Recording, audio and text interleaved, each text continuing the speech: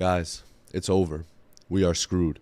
Netflix has won the bidding war to purchase Warner Brothers Discovery. They've entered exclusive deal talks with Netflix offering $30 a share and a $5 billion breakup fee. The sale is not yet finalized, as the U.S. Department of Justice could also interfere due to antitrust concerns. But Netflix did announce it today, so most likely this will be going through. The acquisition was for $82.7 billion, made up number. Details that follow, Netflix did claim that they will continue theater releases for films.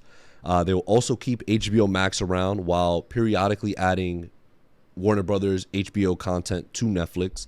And the deal will not close until Q3 of 2026 after Warner Brothers has split its networks into a separate company.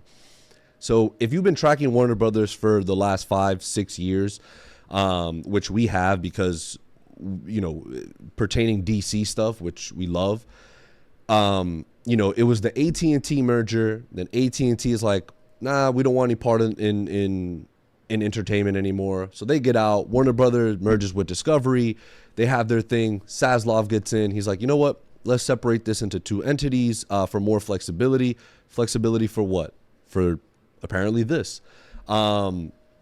Universal was in the bidding war, I guess just for shits and giggles. Paramount was the front runner. Fuck Paramount. Glad they didn't get it. And Netflix just kind of swooped in and was like, all right, we will take it from here.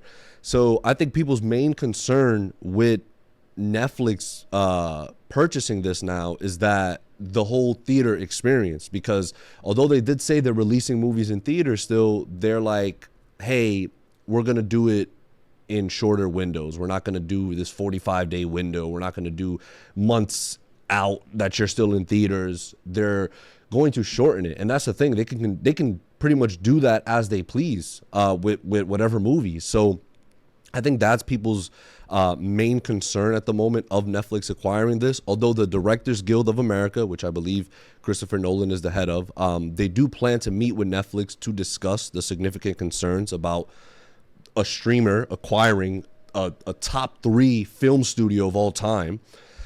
So these next few months are going to be very interesting. Again, we've been speaking about it for years. We are now at a point where it's just like, wow, it's happening. Like they're selling, they've been bought.